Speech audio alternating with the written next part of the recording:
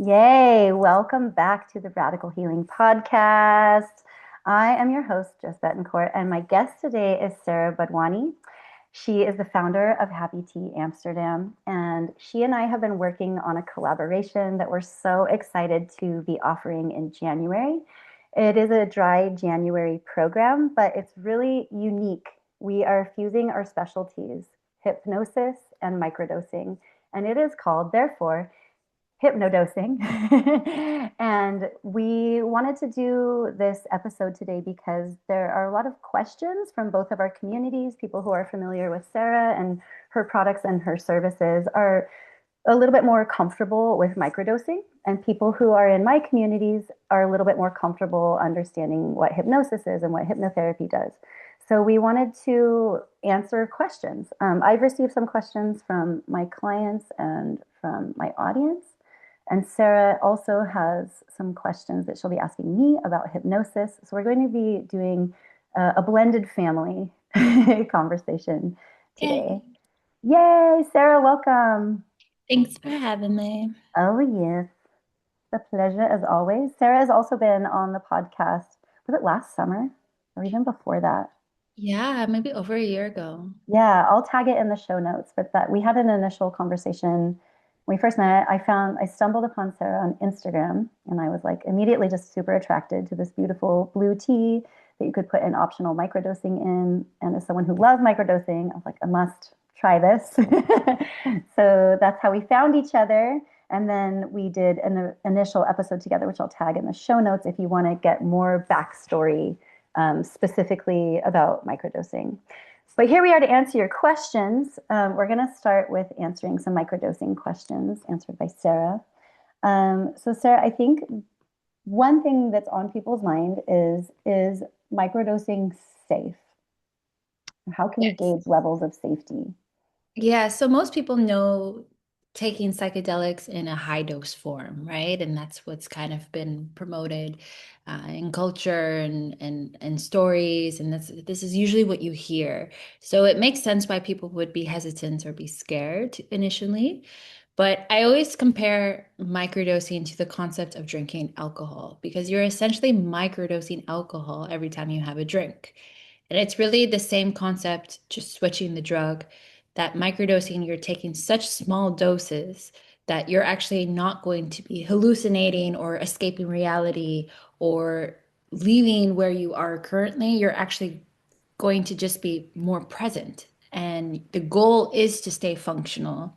So if you are worried about the safety of it, you are fully yourself, you're fully functional, you are not escaping that whatsoever. So it's safe from that point of view.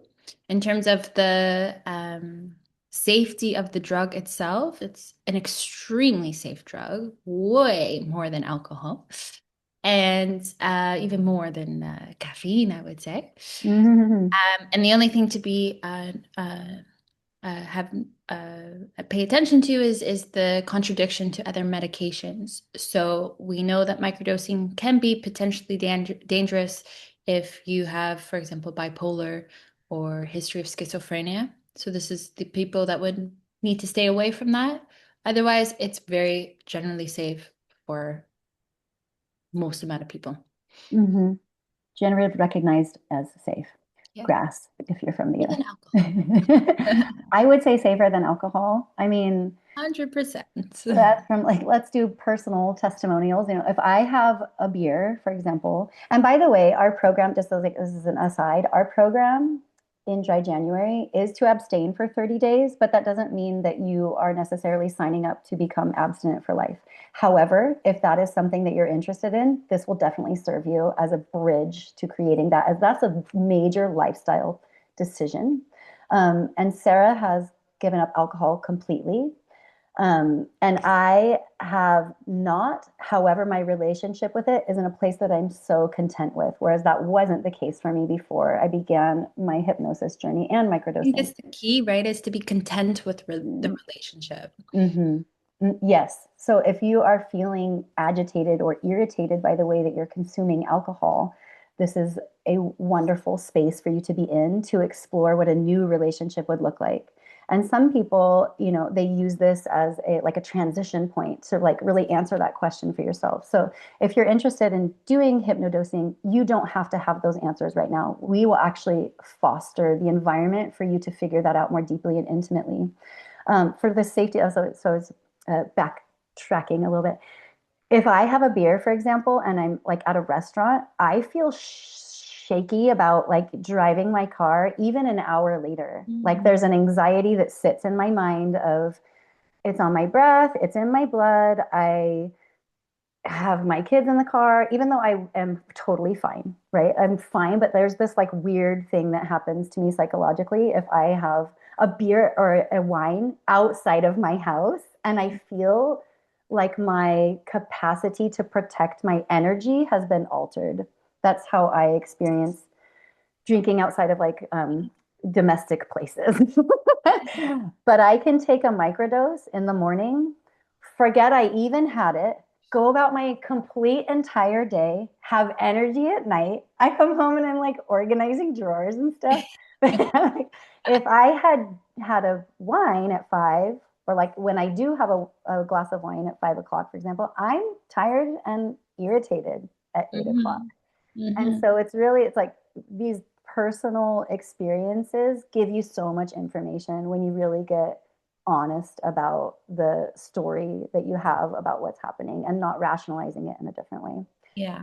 And I think it's important to also talk about the dosing because, of course, Mhm. it's always dependent on the dose, and everyone has different tolerance in regards to dose. So I think that's another hesitant that people have is like figuring out their dose or what if it's too much or too little, or etc. And so the the term microdosing, there's not like a true definition of it of what exactly that means in terms of dosage. But ideally, it's a dose that is making you not high, right? It's Mhm. more in the background. And at Happy Tea, we also work a little bit with, I guess you can call it mini dosing or just a little bit of a higher microdose, or sometimes I call it microdose plus, you know. Mm. And this is so it's just a bit more present because when we're socializing, we do want to feel just a tiny bit more of a buzz. Mhm. And we do hear a lot from customers that people like to feel the effect and Mhm. have it less in the background so they know it's working. Mhm. There is this talk as well about placebo, because if it's too much in the background and you don't feel too much of the effects, then yeah, is it placebo or is it not? So there's Mm. this middle ground of like having a dose where you know it's working, but it's still super low where you're super functional and you can have a conversation and you can go about your day. Mhm. In the Netherlands, we have accessibility to magic truffles. And magic truffles contain psilocybin, just like magic mushrooms, but truffles grow below ground and mushrooms grow above ground. And the major difference between the two is that you need a lot more truffles than you would for mushrooms to get the same dose. So Mhm. around 10 grams of truffles is like 1 gram of mushrooms. Mhm. And this actually makes it a lot easier to control your dosing because if you're going from 1 gram to 2 grams, it's not a huge difference, even though it feels like, oh, that's a huge step from 1 to 2. But actually, you need 10 grams in order to actually start to get high and hallucinate, right?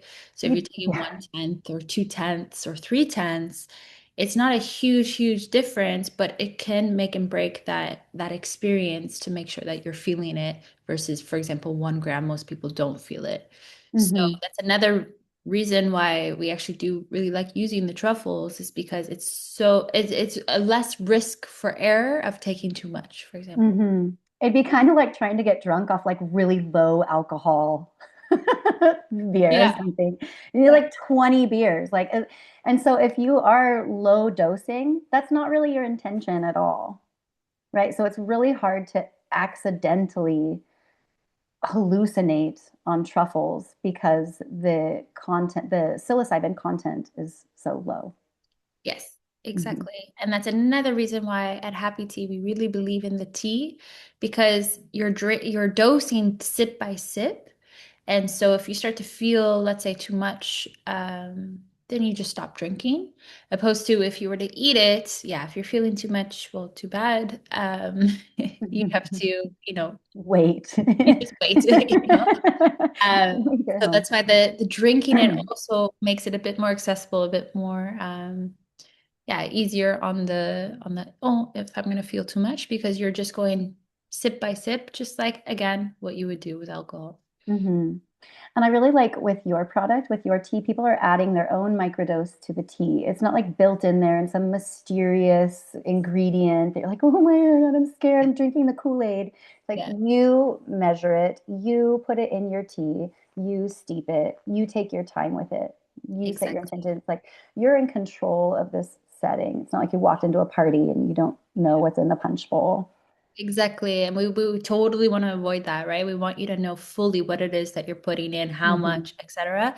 And the best part is, let's say you put in 2 grams in there, you're only consuming 2 grams. You cannot consume more than that because you've only put in 2 grams. So, yeah, it just makes that whole being a little bit hesitant and scared about the dosing, it makes it a lot easier, a lot more accessible, and a lot, yeah, just functional. Yeah. And it's like it's nice that people get to find their own sweet spot of what is the proper dosage for them. Like when I started microdosing, I think I was taking like a quarter of a gram and I liked it and it was fine. And then I would take a half a gram. And now I think I take like a gram Yeah. each time I microdose, and that feels really appropriate for me. But my friend, who's like 250 pounds, my big Basque friend, he will take like 2 grams and he's like, that's perfect for me.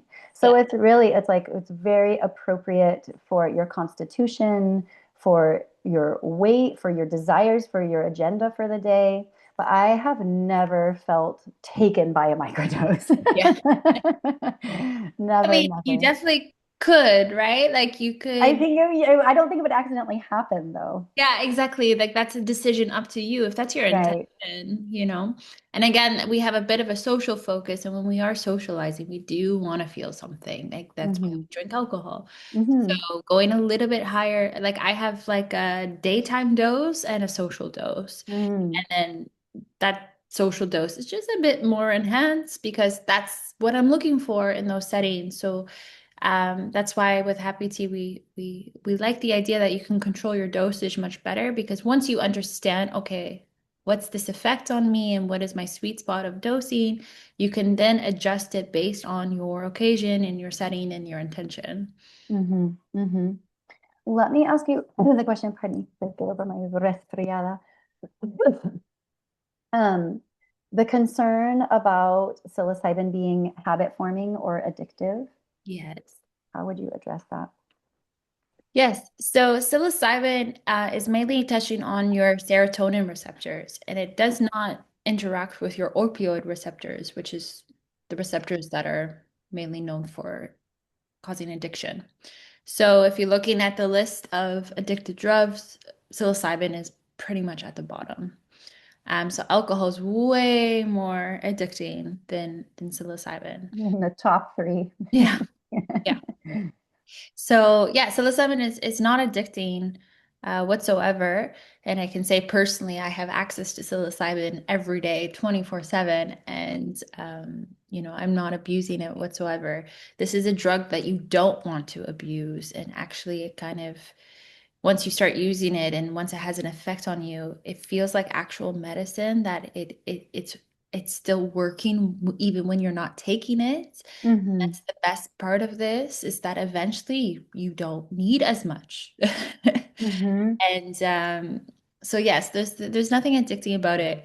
I mean, when you talk about high doses, you can say that there are definitely some people in the world who are taking high doses on a regular basis. And you can say they're getting addicted to that feeling of euphoria. Because some people, can be addicted to that feeling. But again, that's normally in high doses because you get way more, you get euphoria from high doses, not from so much from low doses. Hmm. And that's again just more on the feeling that it gives you, not on the drug itself. Hmm. Hmm. Um, and what are like speak to us a little bit about short-term benefits and long-term benefits. Yes, We deal with this a lot at Happy Tea as well because we give people the choice of using it as a short-term, one-time thing or into a protocol on a long-term thing. And you can really go about it in multiple ways. Um, for someone who wants to use it for long-term benefits, this might be someone who is actually experiencing something like a burnout or a little bit of PTSD or dealing with some traumas or depression. You know, there's something that they're dealing with that they want to fix and they want to improve. And so this would be a great reason to go onto a protocol, essentially a schedule, a routine. And this allows for yeah, to really go um, and focus more on that intention that you're going for to give you those long-term benefits. So this was something I was doing when I first started microdosing. I was just doing it for general well-being. And then I started to realize, oh, actually, I think I was a little bit depressed, you know? Mhm. Once you Mhm. feel the difference and then Mhm. you're like, oh wow, I had no energy for life. And then you feel the difference. And I was using it on a protocol, and that's when I really saw the best benefits, right? But again, this is all dependent on where you are currently and where you want to get to, what's your intention behind Mhm. that. Mhm. And then on a short-term basis, which is kind of what I use it now for, um, it is such a, I mean, I'm such an advocate for this, but it is just such an amazing way, or it's an amazing tool to use to connect with your friends and the people, you know, that you want to have a bond with.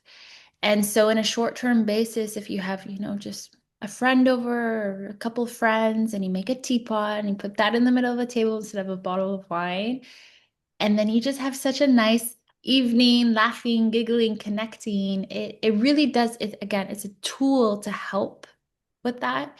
And that could just be seen as a one night thing. And it's beautiful. It's really Mhm. beautiful, you know? Mhm. And then, you know, maybe you want to do that more regularly, and then that becomes your social protocol, right?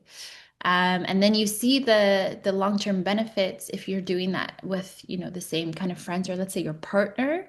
Oof, you're going to have so much more connection with your partner, you know, if you're going to Mhm. be on a protocol with that. So the long-term benefits are definitely more present when you're using it more regularly. If you're using it on a short term, just on a one-time thing, you might, yeah, feel the benefits just for one evening. And then maybe the next day you'll have a next day glow, or maybe that evening is going to have an impact on you, but it's not going to be as strong as using it more long term. Mhm. Mhm. So it's like it's multi-functional depending on So what you want to multifunctional. use it for. That's why I love it. It's so multifunctional. I love how you have created this um, like custom around it. Like tea is a custom for thousands of years, and psilocybin has been a custom more so in indigenous societies for thousands of years. And it's bringing these two things together like so beautifully, like something people are really interested in like in altered states. You know, Yeah, we're really interested for in humans. feeling altered and exploring consciousness. That's what it means to be human. It's like, but animals do it too. There are animals that are found to like eat fermented fruits on purpose and like feel these hallucinogenic states. But it's like our quest to connect with something that's beyond just our small egocentric selves and like this really material 3D world. And not like it blasts you off into the stratosphere and like unless you want it to, it can be used for that way too. But to like make this like something that can be social, it can connect us more as human beings. It creates like a safe and nurturing space for people to come together. Because as Sarah and I were saying, she's opening her second space now in Amsterdam, which is going to be more of a community space for people to gather and have tea with or without microdosing, adaptogenic drinks, functional beverages, and like sit in a peaceful, beautiful, serene place that feels good. And we don't have enough of those. And so we default to going to bars because we are social, we are tribal creatures. We do want to feel that euphoria with other people. Yeah, And we're craving this it. has been like taken away from us, over the centuries of Yeah. needing to control people. And like, I think I honestly believe that alcohol is legal and psilocybin is squished because it's really easy to control people when their prefrontal cortex has gone offline and they can't use executive decision making processes. Use some brain cells. Just everybody sedate and then we'll arrest you. So it's like a revolutionary act. It feels like a radical thing to do in a really, I don't want to say subtle way, but like it's a radical thing to do in a really, what's the word I want? My adjectives are escaping me right now, but like it's an act of rebellion to do something like this, or even to join, to come into a hypnodosing space. It's like a radical act. It's outside of the norms, so to speak. It's things that have been around for eons, but they're kind of pushed to the side because they really do create more empowered people. And as like the landscape of the medical model and like the educational industrial complexes and stuff, the people are much more empowered and capable and sovereign when we take charge of our own thinking processes and we decide what we want to do habitually. Mhm. Drinking alcohol habitually is like it's, I don't want to say it's like a prison because I don't want to judge it like that. And that's really not my forte. And I do still drink, but it is definitely a stark contrast to what's available when you really take back all of your your neurological power, when you take back your consciousness like that and you use it for like, when you stop feeling addicted to things, you have so much more creative energy, you have so much more desire to create the world that you want to live in. And I think that's what Sarah and I are really up to is like, we're not like, fuck you, alcohol, and like, yeah, mushrooms, but we're like, hey, what's really available to us? And what is the potential of creating a space like this and bringing people into it so that people who do feel imprisoned by the need, it's like a mental prison to feel like you have to go to the bar, or like you can't be social without Mhm. drinking, or you can't relax, or like, oh my God, I just need to get to the store to buy a bottle of wine. I can't even focus on what's in front of me. Like that is a kind of hell. That's addiction. It's addiction. It's addiction. I didn't even know I was addicted for like 20 years. I felt like that. Yeah. And when I realized that that's what was going on, it really felt like breaking a spell. Yeah. And then I got obsessed with how to get out of that in a way that wasn't like the traditional methods of Yeah. AA or pharmaceuticals or like all these things that just didn't really appeal to me. Yeah. And then once you're out of it, once you stop drinking and you stop participating in the action of drinking, but also in the conversation of drinking, because people Mm, talk about it very interesting, as if it's just so normal, etc. And you really start to see, yeah, the relationship that people have with it and how unaware they are of how that relationship is actually gone too far. But for them, mhm, it's normal, right? Because it's been so normalized. And it's like, well, actually, I hear that you're addicted to it, but you have no idea that you are, mhm, right? And this mhm, is something you don't understand unless you start to give it up or change your relationship to it. Again, I like to say like change your relationship to it me because it's too. just about being aware of the relationship. If Mhm, you want to have a relationship with alcohol, have a relationship with alcohol. Just make sure it's not toxic. Just make mhm, sure it's not taking over your life and making you so unaware of what's really happening. Just mhm, be aware of that relationship and how to use it. And then that's the difference, right? And I hear it more often than not of people just being very unaware of that relationship and making it seem like that relationship is good for them. mhm, And then I'm mhm. just there like, I'll just shut up and drink my tea. It's not for you to say, and if you do say it, people are going to get really pissed off at you. It's like for everyone to discover. Everyone to discover. Yeah. Yeah. So that's what Sarah and I are offering is this place of discovery. So if you want to come into the held space of discovery. We begin on January 1st. I would love to answer some hypnodosing questions before we can Yes. get into the details. I have Did I say hypnodosing? I'm getting over being sick, BT dub. If you're listening to this, I don't normally sound so nasally, but I can answer hypnosis questions.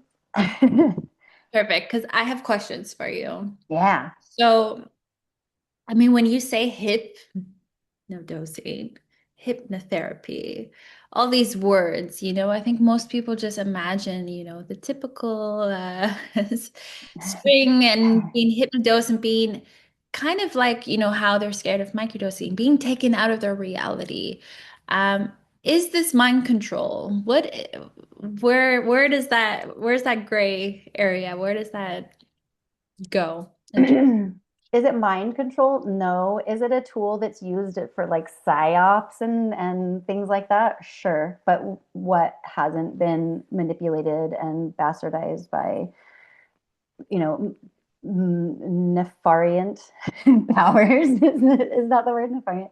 Um, this type of thing, like swinging a pendulum or a clock in front of your eyes, is to make your eyes go from left to right. And that synchronizes the hemispheres of the brain, which relaxes the analytical mind. So that's what that is.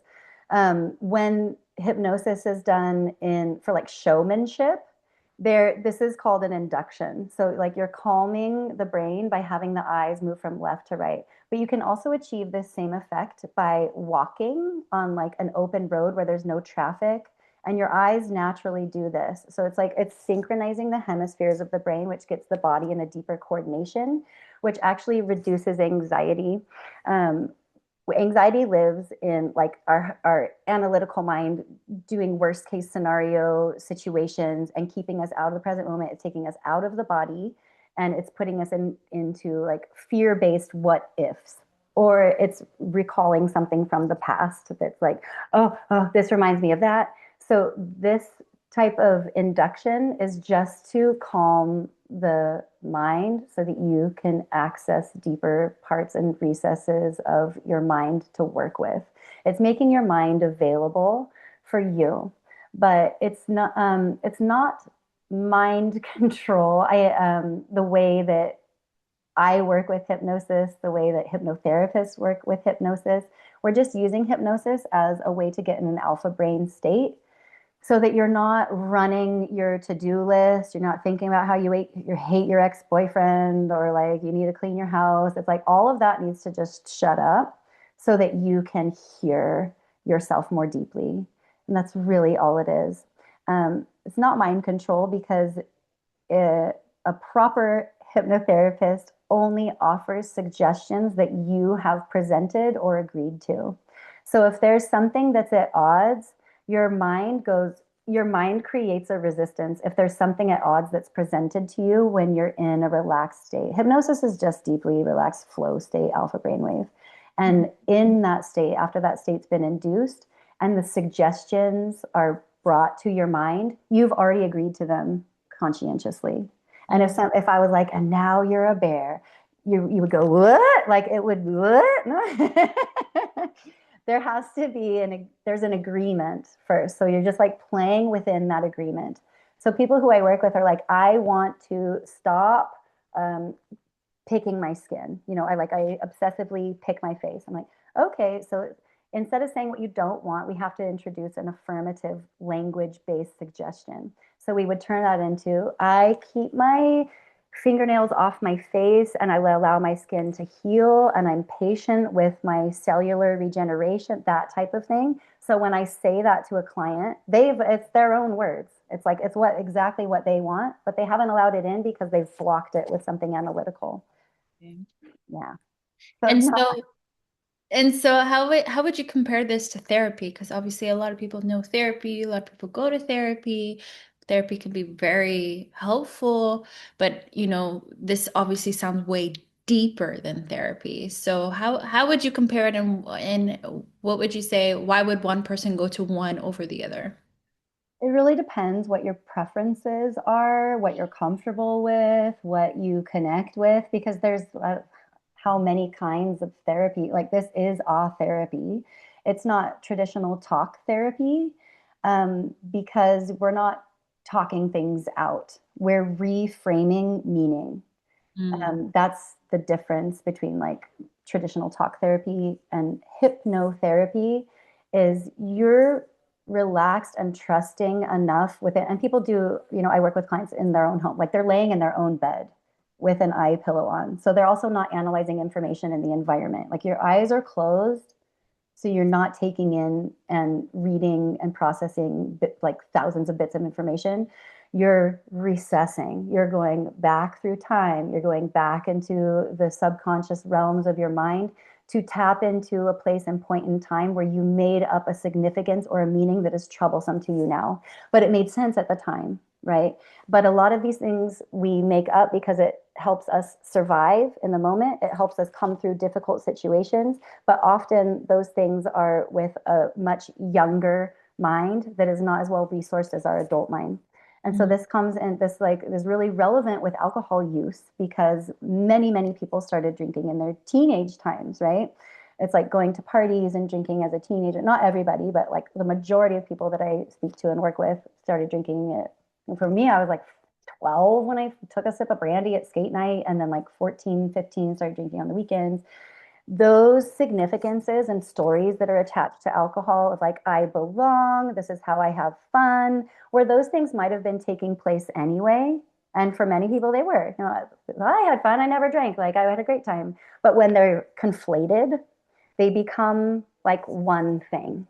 And so we have to disentangle that alcohol equals fun. Alcohol equals me and my friends. Alcohol means I'm sexy. Like that is like a conflation. And so we recess back in time so you can see, not everybody sees imagery visually, but there's a sense of it. There's like a sense of something, or people often, it depends what kind of learner you are and how your mind works, but there is often a scene or like flashes of things or traces of things, like a Association. dream, associations, or you see kind of like dream sequence kinds of things, not super vivid like you're watching a movie, but it's like, oh, this sense of I was at the river or a field, or like I see this. Okay, and then we like pull at those threads a little bit to see it within you see things with your current present mind, but you have a sense of things that happened in the past. You have a sense of why you made up what you did about yourself or other people or the world in general. And then you can give like, oh my God, I thought that then. I thought I was a, an insecure, unconfident person, but I'm actually not that. Like Mhm. I'm not that. I don't feel that way anymore, but I still have that meaning. So we're reframing significance and meaning, which gives people a different sense of self and a different sense of identity because behavior comes from identity. So when you shift the way that you talk about yourself to yourself, which is done very well with hypnosis, you do things differently. Totally. Yeah. Totally. I can, I really see it as like you have these two different brains, your conscious and your subconscious, and your subconscious is way harder to control. And sometimes just willpower alone is not going to get you deep enough to make those brain waves to actually help that second brain change so that the other brain can then, Hmm. act on Yeah. that change. Carry out function. Yeah. Yeah. You And need both, obviously, right? But you have to both. get them both on the same page. You have to get them to agree. And you Exactly. have to have your conscious mind see what is buried or suppressed in your past deeper recesses so that they can agree, so that they can act together and then you don't feel in conflict. You don't feel like you're fighting yourself or it's like willpower and like fighting and stuff. That sounds so awful. Sounds Power alone is terrible. hard, yo. Hard. And who wants to do that, you know? And I think a lot of people also feel a bit defeated sometimes, or they feel really, crap about themselves when they're not able to do something on willpower alone. And Mm-hmm. it's like, don't feel crap about yourself. It's hard, and that just tells me you need to go deeper in that subconscious because there's something pulling you or pulling you away from whatever you want to achieve, and that's buried deep in your subconscious, and Totally. you have to get there. And so could people get there on their own? Like, do they need to be with a hypnotherapist? Or let's say if you're with a hypnotherapist for like a month, for example, like in our program, is this something that people could achieve on their own? Without alternative therapies or modalities, do you mean? Yeah, like without a guide, without having a therapist with them, like maybe not at the beginning, like once they kind of go through it for some time, is this something achievable on your, like, could you do it on your own, for example? On my own, I don't know that I would have come to it because you need new information. Like you have to pattern interrupt. So if you're living your life, daily routines, everything's the same, you think the same things, you have the same beliefs, you do the same actions over and over, and nothing new is coming into your environment or into your consciousness to give you new information to pattern interrupt. I no, I mean, it's not possible unless like you're struck by lightning or like something has to happen that's different. Hmm. And um, is hypnotherapy and microdosing the only way? Of course not. Is it something that's really accessible and available and like generally recognized as safe for people who feel that they're of sound mind? For sure. So I find that it's just a really, I wouldn't be where I am without if I hadn't become a hypnotherapist. I would probably still be drinking a bottle of wine a day. I'd probably look like I was 60. I'm 44. I wouldn't be happy with my parenting. Like I just know this, like that's why I was in high irritation, high fucking irritation. I couldn't really drive because I had so much anxiety because like my toxicity level was so high. So I am so grateful that I had these like series of small breakdowns. Like you have to break down to break through is this it is a blanket statement, but I also think it's probably really true. But you don't have to have a nervous breakdown and like be hospitalized, but you do have to break down some of this like protective psychological armor that a lot of us wear of like, this is who I am. This is how I'm comfortable being. This is how I know myself to be. And you do need to step into the unfamiliar a little bit. You need to be a little bit uncomfortable. You need to be willing to see something that is there, that is acting on you. There's just that kind of like willingness, permissiveness. You don't have to have all the answers. You don't have to know where you're going, but you have to be ready for something new. Yeah. You have to be like, I'm tired of living like this repetitively. I've lost motivation. I don't even know what I'm doing. Like I'm not interested in career. It's like that is a breaking down of like your natural neurological wiring, which would have you be joyful, which would have you be happy and fulfilled. It's also very true that like if you can't experience the depth of your emotional life, you can't come to the highs. So like alcohol really just makes it like this flat Yeah. place. And then we kind of like bobble around that. But when you take that away and you give like permission for your emotions to move through you and to have a really rich emotional life, it goes really low sometimes, but it also is like the most ecstatic. And like I feel like that's what makes us feel really alive is our relationship with our emotional selves. And we shortcut that when Yeah. we try to manage ourselves with toxic substance. Yeah. And the Yeah. goal is to feel as much as you as possible, to tap into you and what you really feel and really feel it. Yeah. Not be suppressed and not be blocked and all of that. And I think that's why I just love the idea of the combination of microdosing and hypnotherapy because microdosing really taps into your neuroplasticity. It Hmm. really goes into those pathways that you've built that are ingrained in your brain and say, hey, actually, maybe we need to freshen this up a little bit and Hmm. fresh pile of snow on here so we can make new pathways. And hypnotherapy and microdosing are just such a great synergy for that. And it really, and some people have awareness, like they have that breakthrough moment where they're like, oh, I really need to change this, but then can't rely on willpower alone because it's way too ingrained in them. And then there's other people who actually don't have that awareness yet. They haven't had that breakthrough, but have things ingrained and patterns ingrained in them that's just on autopilot now, right? Mm-hmm. Doing the combination of hypnotherapy and microdosing can help both of these people just tap into, and then you learn something you never knew about yourself. Like I said, when I was microdosing, I was like, oh, I didn't realize how depressed I actually was. Like I would have Mm-hmm. never even thought that. And then you feel the other side. You're like, oh, this is what happiness feels like. This is what it's like being motivated to wake up every day. Mm-hmm. Oh, okay. Now I see the difference, right? Yeah. And sometimes people need that in order to have their breakthrough. Everyone has a different kind of path in that. So Mm-hmm. I Mm-hmm. have one last question for you. It's Mm-hmm. more in regards to the actual program that we're doing, the hypnodosing. So let's say someone already has a bit of awareness of their relationship with alcohol, or they're already drinking it moderately. Um, is this program still for them? Like how much of what we'll be doing in the program is centered around yeah, that relationship, and at what point of the relationship is a good point for them to actually join this program? Mm-hmm. It's a great question. I really tailor this content for the spectrum of alcohol use because we're not talking about you're going from a bottle of wine to zero for 30 days. Those are metrics. And we are talking about identity shifts. That's what we're doing. And so we're not telling people who to be. We're cultivating that awareness for each person of like, what is my next level self?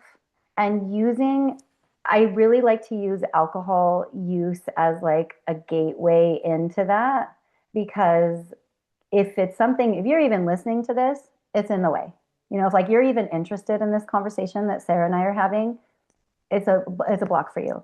And like to just be honest about that, even if it's like if you're somebody who casually drinks, but you're like, well, what else is there? Well, that's what it is. It's like it's the thing that you don't necessarily want to change, but you don't have to change it in this excruciating way.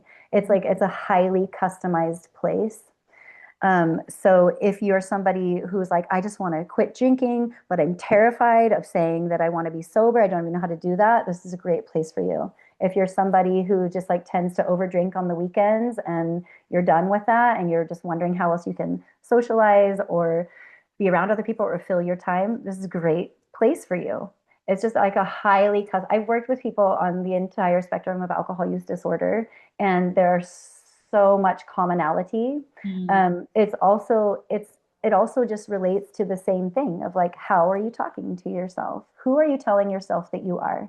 And if you want to do something differently, you have to speak to yourself in a different way. You have to, as Joe Dispenza says, like you literally have to become somebody else. Your Mhm. personality, this is another Joe Dispenza quote, your personality determines your personal reality, and identity is that fluctuation point inside of your personality. Some things are defaulted, right? Like ancestral traits, karmic things, DNA things. Like that's not what we're talking about. We're talking about what's within your control is how you speak to yourself about who you are. Because when you solidify that into a place that's expanded beyond what's normal for you, you're 75% of the way there. Then you Yeah. just have to execute it. But the execution time, and what I mean by that is like, oh, I'm at the store. Normally I go buy wine. I don't know if I really want to. It's like, oh, cool. Like now you're in the field, Yeah. like now you're not a spectator. Now you're playing, right? And like you already feel differently. You have these tools.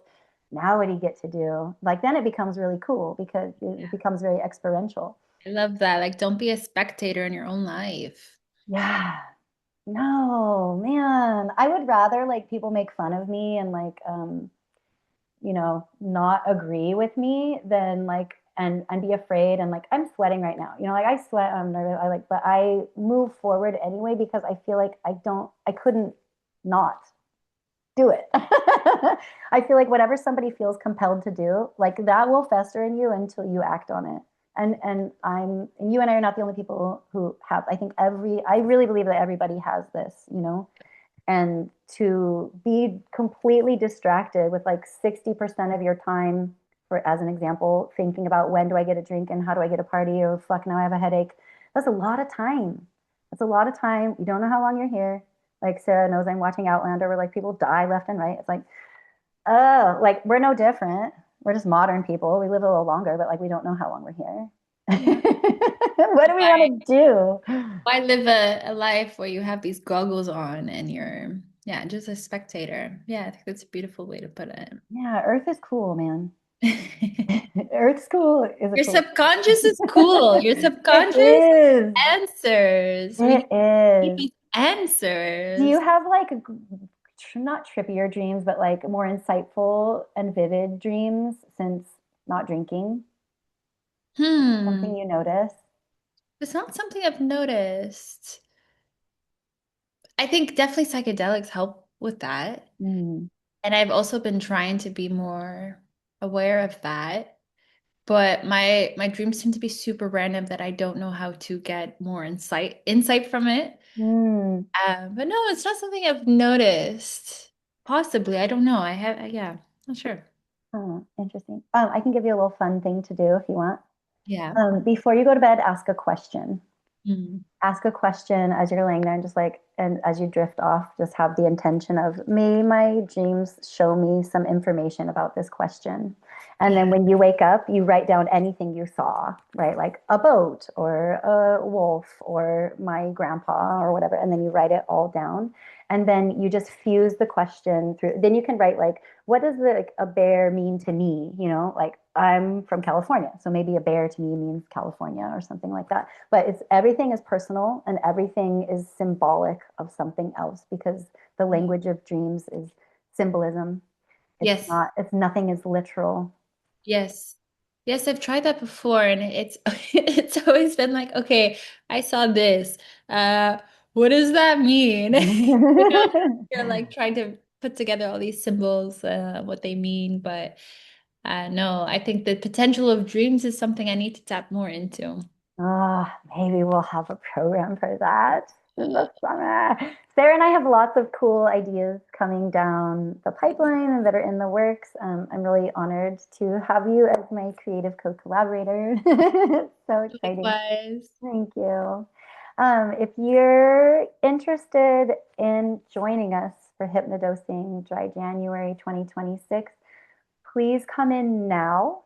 The early bird pricing, which is saving over 20%, ends on the solstice, which is in a few days of this publication, like 3 days.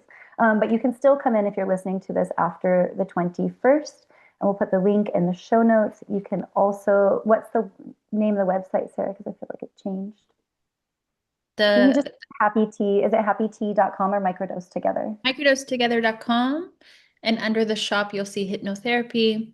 That's where our hypnodosing program is. Awesome. You can also look on my website, The Roots of Health Coaching. It's up there in the on the front page. It'll be in the show notes as well. And come in and join us and Yes. create an identity shift with microdosing and hypnosis. Start your new You year won't in the right regret way, it. in the actual right way. Yeah, and not just, and I just want to be explicit that this isn't a dry January buy. It's a, hey, how do you want the rest of your life to go starting now? And Yeah. also with that, the caveat that there's nothing to wait for. You don't need to wait for perfect timing because I don't really know that such a thing exists. You don't need to wait for any XYZ. If you feel like you're just irritated and tired and alcohol use is a part of your life, why not play with the experiment of what's possible for you when you just remove that for 30 days? And then not to be like, now let's pop champagne on February 1st. I'm very adept at helping people shift this habit for the long term. So we're not creating, this is not a dry January open and close. Hmm. It's a way to create ritual in your life and to infuse your actions with intention, to create new neural pathways, how to pattern interrupt. That's what we're doing. So if this interests you, come on in. If we didn't answer your question, email it to us. We'll be happy to. Yep, totally. Any closing thoughts, Sarah? Well, that's it. I think this is such an amazing program. We got a lot of interest for it. I think it's something people really need. And, what I really love about this is that I feel like, sometimes we all are like, oh, maybe I should go to therapy. And if you're not already, Yeah. therapy can be a bit inaccessible in the sense of like you have to find the right therapist. It requires your time, of course, and it could be expensive. And if you want to rely on a therapist every time you're going through something, then that could be a bit unsustainable. And I think this is a great path that more people should take, to really tap into, yeah, those strings, the subconscious, other ways of getting to your core, that will help with so many breakthroughs. So Hmm. I love that we're making this more accessible, and yes, I want to keep doing that. Yeah, and I'll just speak to the features real quickly. There's an app space that Sarah designed that's really beautiful, and we wanted it to feel like a space you come into, like if you came and sat down at a cafe, like Sarah's doing. It's like a virtual cafe space. There's a community chat that you have 24/7 access to. There will be meditations and resources, and all of the hypnosis recordings will be hosted in there. So you can also listen to them on your phone. You can have them on the go. So we want it to feel like as fluid as possible in terms of access and ease. It's gonna be great. Yes, so come join us and order your microdosing hopefully before Christmas so that Sarah can get it out to you. And if you're in the US, we also have an associate who ships from the US, and all that information is For on the everyone website. around the world. Around the world. We're uniting like mycelium. Thank you, Sarah, and thank you, Thank you as everyone. well. Thank you for tuning in today. We will be back next week with another guest, and we look forward to connecting with you soon. Have a beautiful day. Bye.